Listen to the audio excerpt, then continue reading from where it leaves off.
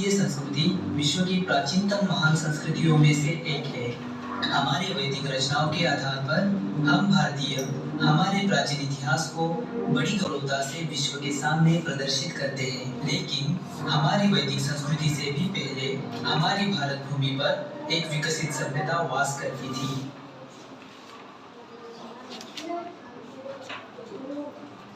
जो अपने समय काल की इसमें जो है ना आपको मैन बताया जा रहा है। किसमें मतलब बोले थे बताया जाएगा,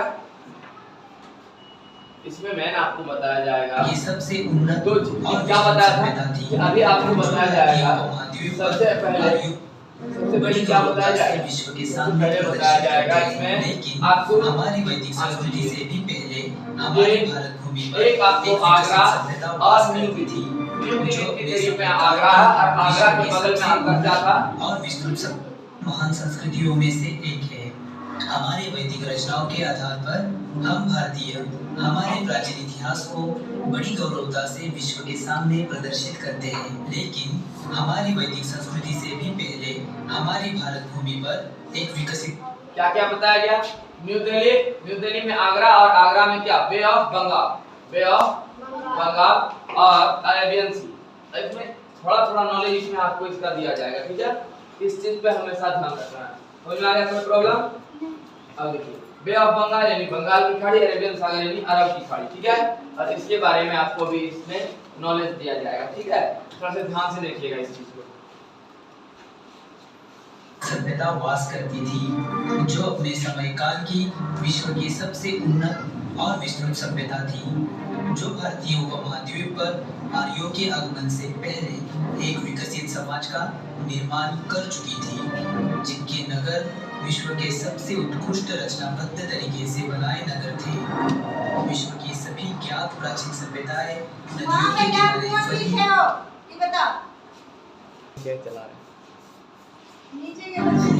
और विकसित हुई, जैसे कि मिस्र की सभ्यता नील नदी के किनारे पाई गई। यही जो अभी आया था इससे पहले वो पिरामिड था। विश्व के सबसे उत्कृष्ट रचनाबद्ध तरीके से बनाए नगर थे। विश्व की सभी ज्ञात प्राचीन सभ्यताएं नदियों के किनारे फैली और विकसित हुई, जैसे कि मिस्र की सभ्यता नील नदी के किनारे पाई गई। अभी पिरामिड आया था, देख रहे हैं पिरामिड का वही सब पिरामिड नदी के किनारे पाई गई और चीन की सभ्यता नीलो नदी के किनारे पाई गई। वैसे ही भारतीय सभ्यता सिंधु नदी के किनारे पाई गई। ये अगर सही से पढ़िएगा कि सारा चीज इंटरप्रेट तक आपको कम देगा। अथवा सिंधु घाटी सभ्यता के नाम से जाना जाता है। क्या बताया, कौन घाटी सभ्यता के नाम से जाना जाता है बताइए। अभी किस घाटी सभ्यता के बारे में बताया जा रहा है, कहां से। देखिए यहाँ आपको क्या क्या दिखाया जा रहा है। ये है इंडिया, पूरा नक्शा, ये पूरा इंडिया का है, ठीक है। ये जो नक्शा दिख रहा है ये इंडिया का नक्शा है, ठीक है। ये इसमें देखिए इंडिया के साथ ये यहाँ तिब्बत आ रहा है, ठीक। ये हिमालयन माउंटेन यहाँ पे है हमारा पहाड़, यहाँ से आपका चाइना चीन, ठीक। इधर पाकिस्तान है जो कि भारत का ही हिस्सा हुआ करता था, ठीक है। उसके बाद ये कराची, ये सारा हिस्सा जो अलग अलग दिख रहा है आपको, ये सारा भारत का ही हिस्सा था। बाद में बंटवारा हुआ, बाद में ये धीरे धीरे बट गया, ठीक है। और इसके बाद देखिए अभी हम लोग आगे बढ़ते हैं। तो चलो दोस्तों, आज हम जानते हैं 5000 साल पुराने हमारे इस भारतीय सभ्यता की रोचक तथ्यों को और समझते हैं इस सभ्यता की विशेषताओं को, जो इसे दुनिया की सबसे उन्नत सभ्यता का दर्जा देती है। ध्यान से देखिएगा हर एक चीज को, कभी भी पूछ जाएंगे इसमें कितना तिली होता है। 24 तिल्ली होता है। 24 तिल्ली होता है और ये 24 घंटे का प्रतीक है, ठीक है। सीधा याद रखो, एक दिन में 24 घंटा, इसका मतलब उसमें 24 तिल्ली। याद करने का तरीका है, एक दिन में 24 घंटा, एक दिन रात हमारा 24 घंटे का होता है, इसलिए इसमें 24 तिल्ली है। याद रह जाएगा। याद रखने का तरीका समझ में आ गया ना। एक दिन रात मिलाकर के 24 घंटा यानी हमारे चक्र में 24 तिल्ली। सबको याद रह जाएगा, बोला नहीं। किसी दिन क्लास में पूछ दिए फिर धो देंगे। तो पहले भी बता चुके हैं इन लोग को।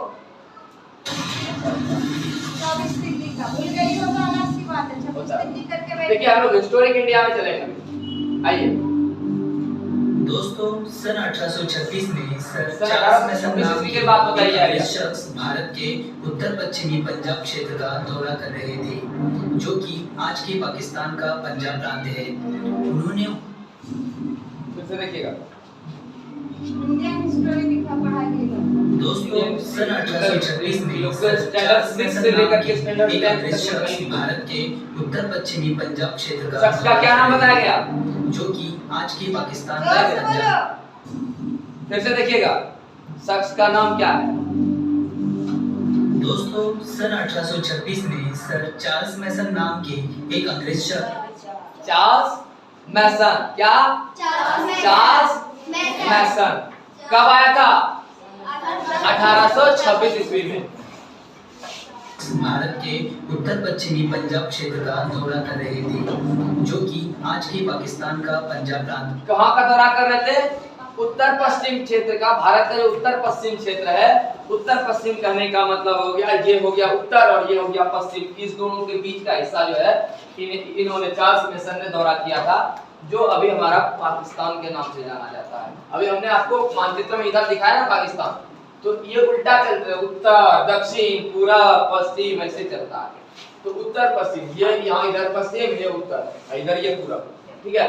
तो मानचित्र जो होता है ऊपर नीचे से देखते हैं ना, ऊपर पूरब नीचे पश्चिम नहीं होता है, उत्तर दक्षिण, ठीक है, और पूरब पश्चिम, ठीक। ये हो गया पश्चिम, ये हो गया पूरब, नहीं ये पश्चिम ये पूरब, ठीक, ये उत्तर ये दक्षिण। मानचित्र में उल्टा होता है, ठीक। कहाँ का दौरा कर रहा था? उत्तर पश्चिम, जो कि पाकिस्तान पड़ रहा है, जो अभी के समय में क्या पड़ रहा है? पाकिस्तान, ठीक है। आइए पाकिस्तान देखिए, ये सब उसी में चल रहा है। अभी देखिएगा, ये पूरा दौरा यहाँ से लेकर के आ रहे थे और इतना दौरा इन्होंने किया था। उन्होंने वहां के हड़प्पा क्षेत्र में जमीन के हड़प्पा नीचे दबे पुरातन अवशेषों का निरीक्षण किया और सन 1842 में लेख लिखकर सर्वप्रथम दुनिया के सामने इस बात को कब लिखा था? 1842 ईस्वी में। 1853 से 1856 के बीच 53 से कराची और लाहौर के दरमियान जब कहाँ का? कराची और कार्य शुरू हुआ, लाहौर। तब रेलवे इंजीनियर्स कर्टन बंधु, जिनका नाम जेम्स और विलियम कर्टन था। जेम्स और किसका नाम था? क्या किया था उस समय? वो रेलवे का इंजीनियर था, ठीक है। कब? सन 1853 ईस्वी में। उसी समय सबसे पहला ट्रेन आया जो मुंबई से लेकर के थाने तक चला। उसमें कौन थे? Sir William Burton's. क्या नाम बताया अभी? उसके बाद सन 1853 से 1856 के बीच कराची और लाहौर के दरमियान जब रेलवे लाइन का कराची से लाहौर का रेलवे निर्माण हुआ था सबसे पहले, और ये 1853 ईस्वी में हुआ था। जो अभी जो है वो उसको बोला जाता है मुंबई से थाने। वो जो चला था सबसे पहला सन 1853 ईस्वी में ट्रेन, तो मुंबई से लेकर के थाने तक चला था, और वही सबसे पहली दूरी थी और सबसे बड़ी दूरी वही ठीक है। जो कराची से लेकर के पहले लाहौर का निर्माण हुआ, लेकिन चला था मुंबई से लेकर के थाने तक, ठीक। अभी देखिए, ये हड़प्पा है, यही जो है उस समय का हड़प्पा था। अभी ये पाकिस्तान के हिस्से में चले गया है, थोड़ा पाकिस्तान को ले लिया है और थोड़ा कहाँ आ गया है? थोड़ा हिंदुस्तान में है, जिसके कारण युद्ध होते रहता है, ठीक है। कार्य शुरू हुआ, तब रेलवे इंजीनियर्स कर्टन बंधु, जिनका नाम जेम्स और विलियम कर्टन था। बर्टन बंधु में जेम्स था एक और विलियम बर्टन था, ठीक है। एक जेम्स एक विलियम, ये दो आदमी सीधा याद रखो, जेम्स और विलियम, ठीक है। ये रेलवे का उस समय इंजीनियर था। उन्हें हड़प्पा में मजबूत ईंटों का पता चला। अति प्राचीन हड़प्पा का एक ईंटा था। के रूप में प्राप्त इन ईंटों का इस्तेमाल उन्होंने रेलवे की पटरी के निर्माण कार्य में जो किया। इतना मजबूत ईंटा था, इसी ईंटा को रेलवे के पटरी के नीचे लगा दिया, लकड़ी का पटरी बनाया गया था। एक अंग्रेज अधिकारी ने हड़प्पा का निरीक्षण करके क्या कहा? अलेक्जेंडर, ये वही अलेक्जेंडर कैनिंग, अलेक्जेंडर कैनिंग, ठीक है। तो अलेक्जेंडर कैनिंग ने क्या किया? हड़प्पा के बारे में क्या पता लगा? देखिएगा, अंग्रेज अधिकारी थे जिन्होंने सन 1861 में भारतीय पुरातत्व विभाग की स्थापना की। सन 1921 में इसी भारतीय पुरातत्व विभाग के प्रमुख सर जॉन मार्शल के नेतृत्व में सर जॉन मार्शल यही है बता दो आधिकारिक तौर पर उत्खनन कार्य प्रारंभ हुआ। आप देख लिया ना पूछने के बाद में दयाराम साहनी ये देखो रईस की तरह आ गया शुरू किया और सन 1922 में राखालदास बैनर्जी देख लो मुझसे कोई निकाह कहता कार्य शुरू किया और दुनिया के सामने हड़प्पा के रूप में पहली बार सिंधु सभ्यता का रूप उजागर हुआ और इसीलिए आज इस पूरी सभ्यता को हड़प्पा सभ्यता के नाम से सिंधु सभ्यता का जब आ गया तो पूरा सिंधु सभ्यता में हड़प्पा सभ्यता का समझते हुए भारत भर में अन्य कई जगहों पर इसके उत्खनन कार्य को गति मिल गई और पाकिस्तान जब आजाद हो रहे थे उस वक्त तक इससे जुड़े 40 से 50 नगरों की खोज हो चुकी थी और आज तक इस खोज ने हमें लगभग 1500 नगरों से परिचित करवाया है। 1500 नगर जिस समय से हमारा हड़प्पा था, जिस समय से बंटवारा हुआ उस समय थोड़ा सा और अभी तक इसको इतना बांट दिया है 1500 नगर का निर्माण हो गया। कहाँ पूरा भारत था उसके 1500 इलाका अलग हो गया और 1500 इलाका का भारत अगर रहता अभी और जितना इलाका है इसके पास उसमें से 1500 इलाका अगर और जुट जाता तो समझो कितना बड़ा भारत था उस समय हर एक महादेश में से सबसे बड़ा देश जो है भारत ही होता था और अभी ये 7वें नंबर पे है। जिनमें से ज्यादातर नगर भारत में पाए गए हैं जिनकी संख्या लगभग 925 तक है। अभी 925 बचा हुआ आराम से अभी लगभग इसमें जो संख्या पाया गया इसके नगरों का 925 में पाए गए नगरों की संख्या 575 के आसपास है और अफगानिस्तान में 2 नगरों की खोज हो चुकी है। इससे आप समझ सकते हैं कि यह सभ्यता कितने विस्तृत क्षेत्र में फैली होगी। अब तक के उत्खनन के आधार पर इसके सीमा का निर्धारण अगर हम करते हैं तो हमें सबसे उत्तर में जम्मू कश्मीर से प्राप्त होता है मांडा नगर। उत्तर अभी बताया महाराष्ट्र में अभी बताया उत्तर ये दक्षिण ये पूरब और ये पश्चिम अभी देखिएगा वही बताएगा। उत्तर में मांडा आ गया मांडा नदी है। पूर्व में उत्तर प्रदेश का आलमगीर और पश्चिम में बलूचिस्तान का पश्चिम आया है मिलाकर पूरा 13 लाख वर्ग किलोमीटर से भी अधिक क्षेत्र में यह सभ्यता फैली हुई थी। इसका उत्तर दक्षिण विस्तार 1400 किलोमीटर तक माना जाता है और पूर्व पश्चिम विस्तार 1600 किलोमीटर तक। ठीक है इसकी तुलना हम विश्व की समकक्ष अन्य सभ्यता से करें तो मिस्र और मेसोपोटामिया अभी देखिए पिरामिड क्षेत्र में हड़प्पा सभ्यता मिस्र का पिरामिड था। इस सभ्यता के कार्यकाल के बारे में माना जाता है और पूर्व पश्चिम विस्तार 1600 किलोमीटर तक माना जाता है। इसकी तुलना हम विश्व की समकक्ष अन्य सभ्यता से करें। ये मिस्र का पिरामिड है ठीक है और ईंटों से बनाया गया है उस समय की ईंटों से। ये कितना खूबसूरत लगता है देखने में। इस पिरामिड का बहुत ज्यादा फायदा था। तो मिस्र और मेसोपोटामिया की सभ्यता मिलाकर भी उससे 12 गुना बड़े क्षेत्र में हड़प्पा सभ्यता फैली हुई थी। ये सभ्यता की मिस्र और मेसोपोटामिया को मिलाने के बाद उसका 12 से गुना कर देंगे उतना में हड़प्पा सभ्यता फैला। जब तो मिस्र और मेसोपोटामिया की सभ्यता ही बहुत बड़ी है और उससे उसको 12 गुना करने के बाद है ना उतना बड़ा हड़प्पा सभ्यता फैला हुआ। के बारे में अलग अलग इतिहासकारों की अलग अलग राय है। सर जॉन मार्शल ने इसका कार्यकाल ईसा पूर्व 3250 से लेकर ईसा पूर्व 2750 तक माना। किसने माना? सर जॉन मार्शल ने। सर टीपी अग्रवाल ने इसका कार्यकाल ईसा पूर्व 2300 से लेकर ईसा पूर्व 1750 तक माना है। ये बीसी जो आता है ना लेकिन बीसी का मतलब होता है इस सभ्यता के कार्यकाल को ईसा पूर्व 2500 से लेकर ईसा पूर्व 1750 तक माना। ये देखिए इसमें जो बीसी लिखा हुआ है इस बीसी का मतलब होता है बिफोर क्राइस्ट। हाँ यानी हमारे ईसा पूर्व। बिफोर क्राइस्ट मतलब हो जाता है ईसा पूर्व। मतलब यीशु मसीह जो है ना वो देखते हो ऐसे सिग्नल पहनता है आजकल लड़का लोग या लड़की लोग ऐसे कटा हुआ ना पहनता ऐसे गला में देखना ऐसे लॉकेट के टाइप का ऐसे पहनता है, इस तरीके का बना नहीं पहनता है, इस तरीके से हाँ लॉकेट है देखना गला में आजकल लड़का लोग पहनता है। ये सिग्नल ईसाई का, और इसीलिए इसका मतलब ईसाई का धर्म का जो प्रवर्तक थे ईसा मसीह, वो उसके जन्म से पहले, बीसी का मतलब हो गया ईसा मसीह के जन्म से पहले की घटना। आगे बढ़े। इस सभ्यता के मूल निर्माणकर्ता कौन थे, इसको लेकर विभिन्न मत सामने आते हैं। ज्यादातर भारतीय इतिहासकारों का यही मानना है कि यह सभ्यता यही के मूल निवासी स्थानीय लोगों ने निर्माण की थी, जबकि मार्शल, व्हीलर, गार्डनर चाइल्ड जैसे विदेशी इतिहासकार कहते हैं कि इस सभ्यता के निर्माता सुमेरियन सभ्यता के लोग थे, क्योंकि दोनों सभ्यताओं में काफी समानताएं हैं। इन इतिहासकारों के मत और मतांतर कुछ भी हो, लेकिन हम भारतवासियों के लिए यह गर्व की बात है कि हमारे देश की यह सभ्यता अपने समय की सबसे उन्नत सभ्यता थी। इसके जैसा नगर नियोजन तत्कालीन दुनिया की अन्य किसी भी सभ्यता में नहीं पाया गया है। इन लोगों को लिपि का ज्ञान था। चित्रात्मक अक्षरों के सहारे इन्होंने अपने विचारों को लिपिबद्ध करना सीख लिया था। इन्होंने तांबा और टीप को मिश्रित करके हास्य धातु के अवगत कर दी थी। उत्खनन में मिले अवशेषों के आधार पर यह पता चला है कि ये लोग मापतोल करना जानते थे।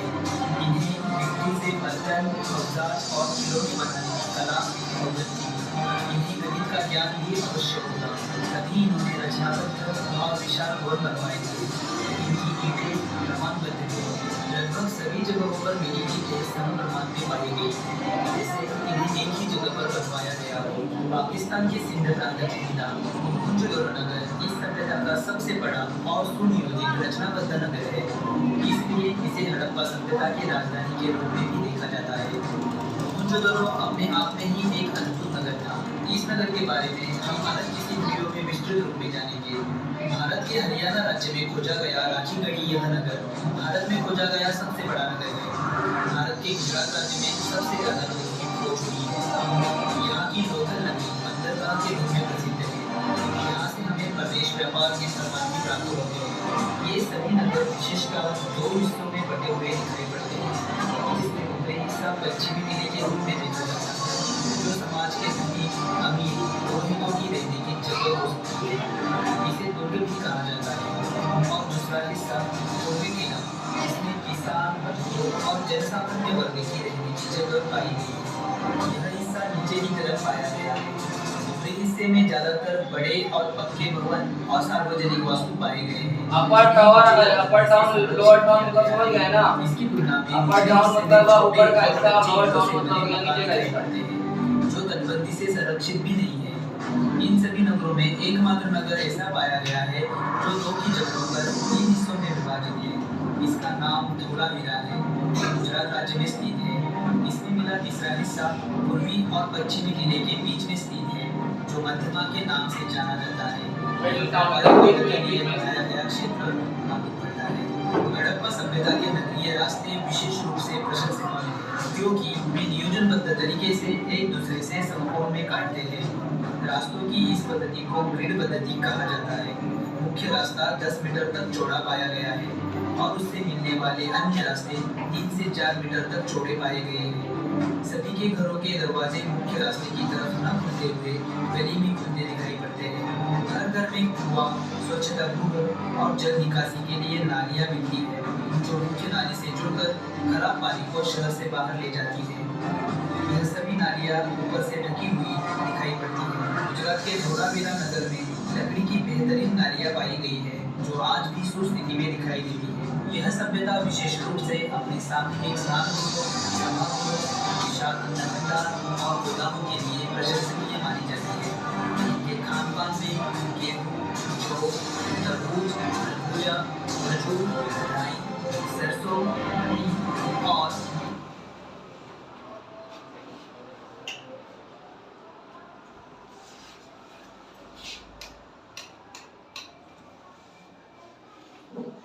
जगह पर चावल आदि धानों के प्रमाण पाए गए हैं। सजने संवरने के लिए लोग सोना, चांदी, हाथी के दांत, शंख, सीपी, तरीके से बने आभूषणों का इस्तेमाल करते थे। इनके वस्त्र सूती, ऊनी और कढ़ाईदार पाए गए हैं। दोस्तों, हड़प्पा सभ्यता की आज तक की खुदाई में कहीं भी अस्त्र शस्त्र जैसी लड़ाई से जुड़ी सामग्री नहीं पाई गई है। इससे यह प्रतीत होता है कि यह सभ्यता शांतिप्रिय सभ्यता थी, जो व्यापार और विकास में विश्वास रखती थी। इनकी लिखी चित्रलिपि को पढ़ पाना आज तक इतिहासकारों के लिए संभव नहीं हो पाया है, लेकिन जब यह लिपि को पढ़ा जाएगा तब इस सभ्यता से जुड़े बहुत से राज खुल जाएंगे। शायद वह राज हम भारतीयों के लिए और भी गौरवान्वित करने में सक्षम होंगे।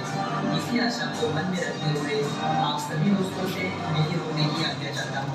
दोस्तों, अगर आपके शहर के आसपास कहीं भी इस सभ्यता से जुड़े नगरों के अवशेष है तो उन्हें देखने जरूर जाइएगा। अगर आपको मेरी ये जानकारी अच्छी लगी तो अपने दोस्तों में शेयर कीजिए, वीडियो को लाइक करके कमेंट में अपनी राय जरूर दें। और अगर अभी तक आपने हमारे चैनल को सब्सक्राइब नहीं किया है तो चैनल को सब्सक्राइब करके बाजू वाले बेल आइकन को ऑन पे सेट कर दीजिए, ताकि आने वाले वीडियो के नोटिफिकेशन आपको तुरंत प्राप्त हो। तो चलो दोस्तों, मिलते हैं अगले वीडियो में। तब तक के लिए नमस्कार, जय हिंद।